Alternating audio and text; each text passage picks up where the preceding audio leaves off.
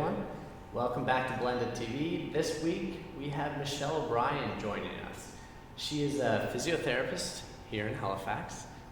Just recently, actually within the last year or so, moved to Halifax where she was actually born and raised. I believe we'll talk to her about that in a second, but before we do, she did jump into Blended here at the gym the other day to run through with me some different exercises when it comes to working on core alignment and breathing, and how that relates to what we're going to talk to tonight, which is injury prevention as well as bladder control. So check out tonight's video. What we want to focus on is breathing laterally or side to side for the rib cage. So if you put your hands on your rib cage, and then as you take a big breath in, feel your rib cage push out into your hands. And then as you exhale, rib cage comes in. And then just do that a few more times. So now not only are we getting movement from the chest and the belly, we're getting that side to side movement of the rib cage. And just doing a breathing exercise like this encourages the diaphragm to expand more. It encourages the muscles of the core, like the transverse, the multifidus in the back, and the pelvic floor to activate. And as we're breathing in, the diaphragm is pushing down so that the lungs can inflate, and this in turn pushes down on the pelvic floor.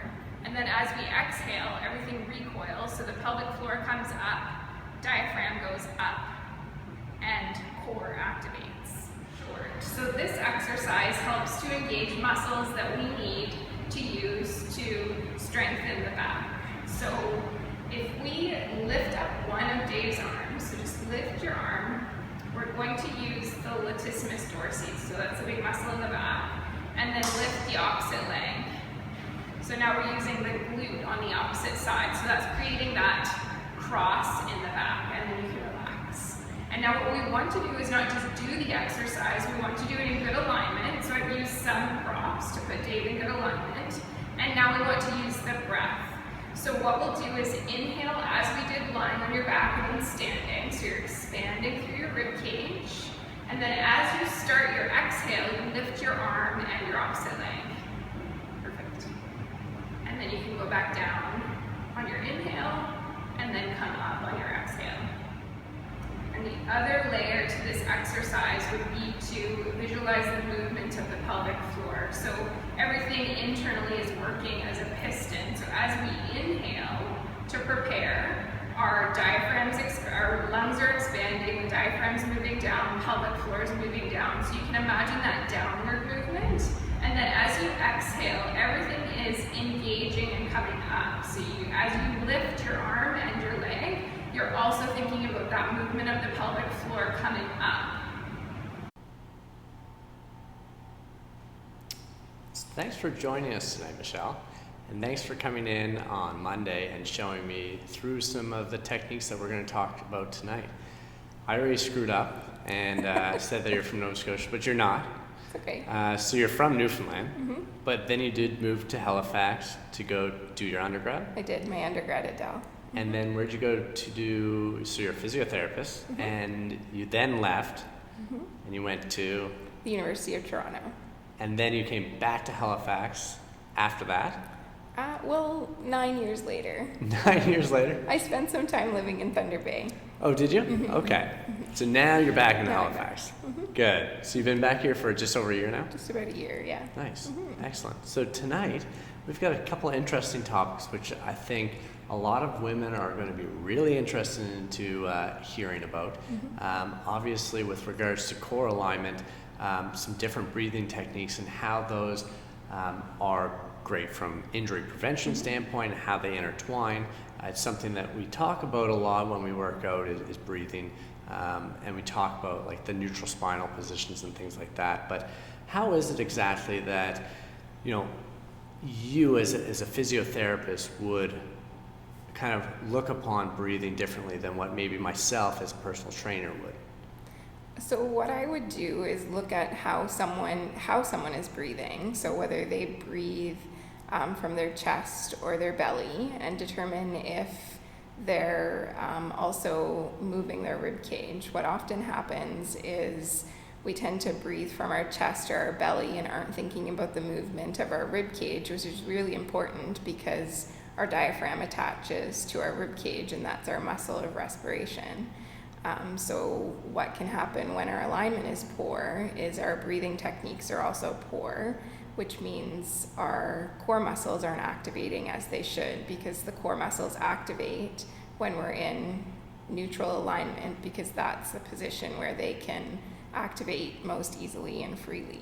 So for our viewers, when we're referring to core alignment, and we can refer back even to the video that they would have just seen, what is it exactly that we're looking for? We're looking for head above, shoulders above, hips, and hips above heels. knees. Yeah, and then also on top of that, we're looking at how the rib cage sits on top of the pelvis, because the rib cage is also attached to the spine, so we don't want to forget how that relates to our alignment. So for those viewers that are watching right now, to kind of get an idea of what we're referring to from a breathing technique, how could they test this out to see whether or not they're breathing through the rib cage, through their stomach, or through their chest? So simply, someone could put just their hands on their rib cage, take a deep breath in, and then feel if there's any movement in their hands, both in the fingers and the thumbs. So if you have your fingers on the front of your rib cage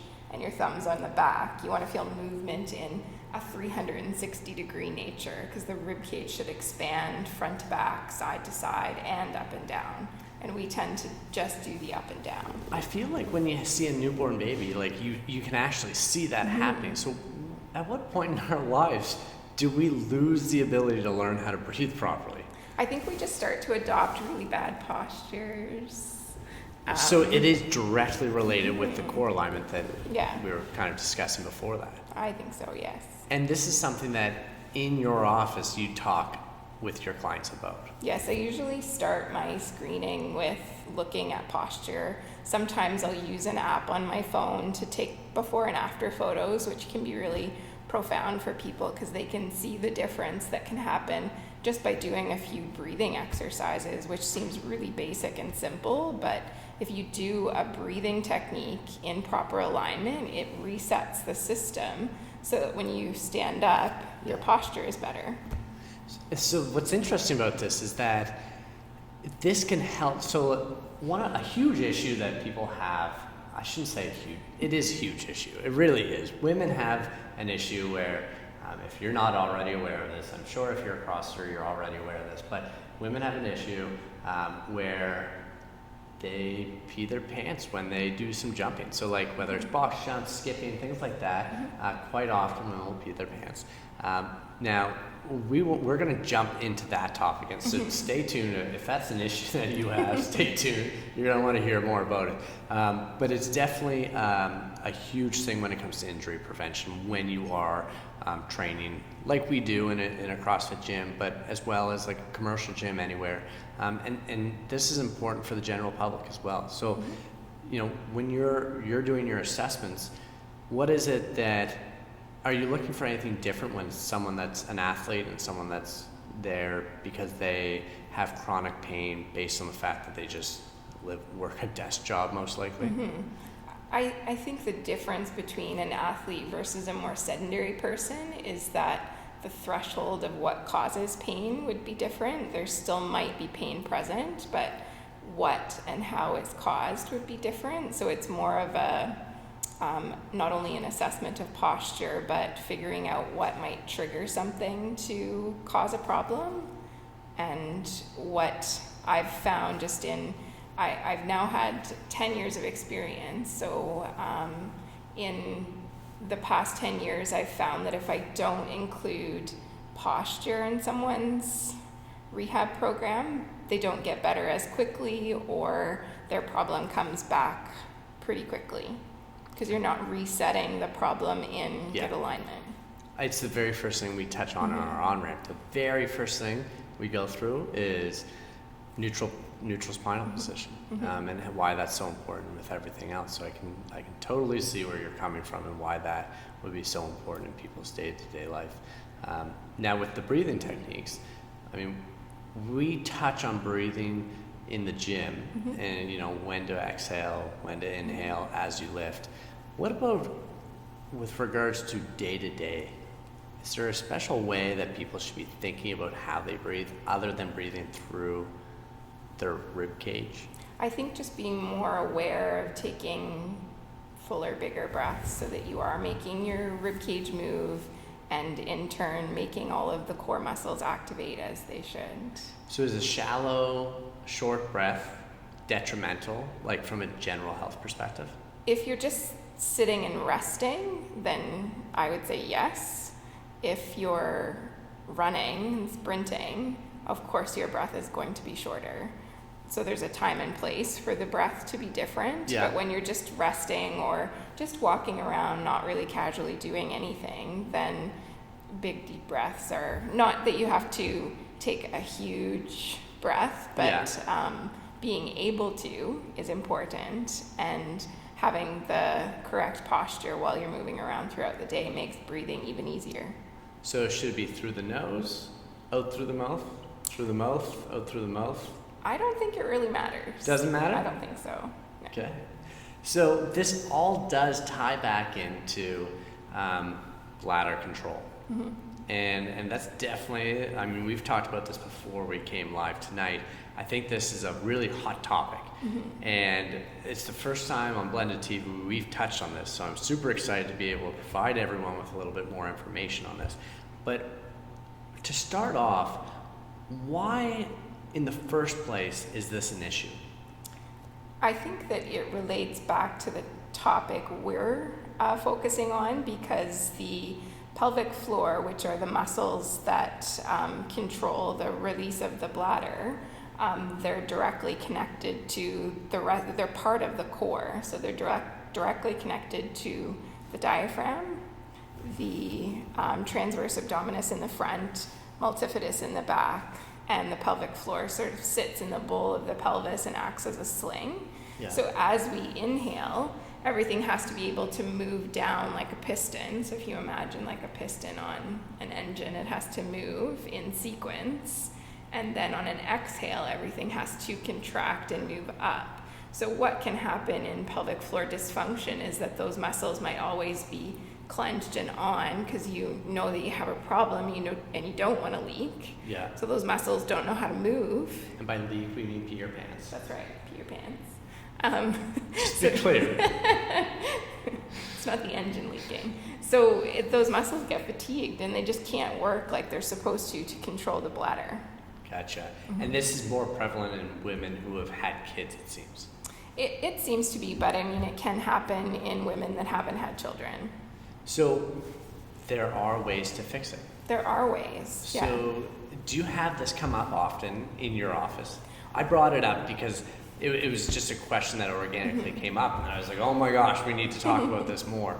But I mean, does anyone walk into your office saying, I peed my pants yesterday at the gym, can you please help me? Yeah, generally no. And I find even when I ask someone, because I try and ask that question more, because it seems to be more common, especially in people that are active or have had children. So I try and include that as part of my assessment to ask if there are any bladder leakage problems. But sometimes even if there are, someone will say no. Yeah. But what has happened is when we start introducing not just core exercise, but core exercise in better alignment with better breathing techniques, their bladder issues either resolve or get 75% better. Yeah. So then they'll say, oh, by the way, I did have some issues with bladder leakage and they're getting better. So in order to have this fixed, the techniques that we went through and that everyone saw, those will help, correct? Mm-hmm. Is there other things, like should people be coming in to see you about this? Yes. Certainly, because everyone would need, we did one exercise together and everyone might be different. Someone that doesn't know how to control their pelvic floor muscles on inhale and exhale, or maybe someone just always contracts them. So it can vary the techniques, and we didn't really talk about engaging muscles with breath, and that's sort of what we go into in practice.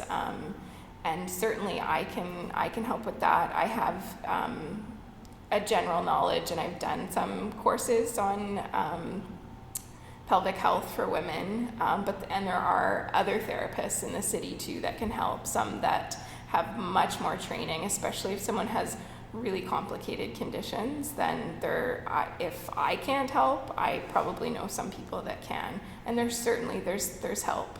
Yeah, we're gonna throw your email up on the screen so that everyone can contact you. Mm-hmm.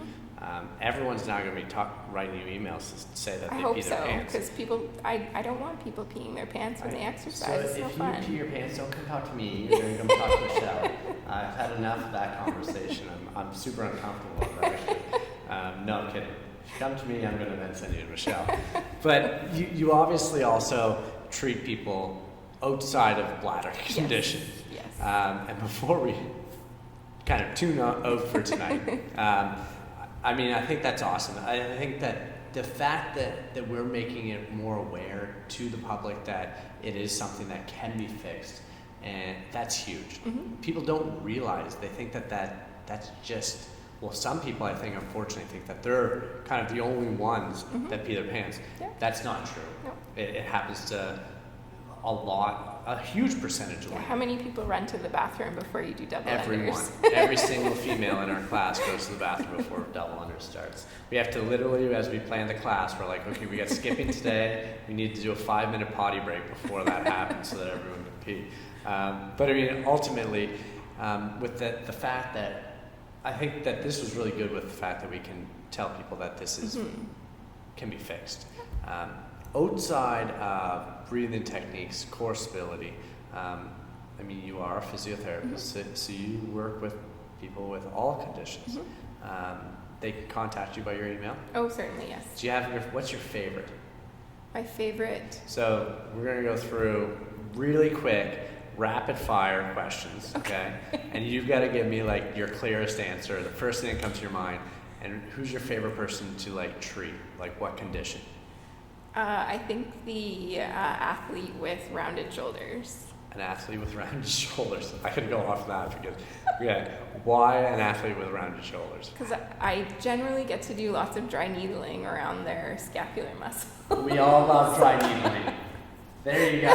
That should be it. The whole show, every show is about dry needling here. I agree. I love dry needling. It's super effective. What is your favorite weightlifting movement? My favorite is the snatch. You like the snatch? What about for an aerobic? Rowing, biking, or running? Running. And your favorite cheat meal? Ooh, nachos.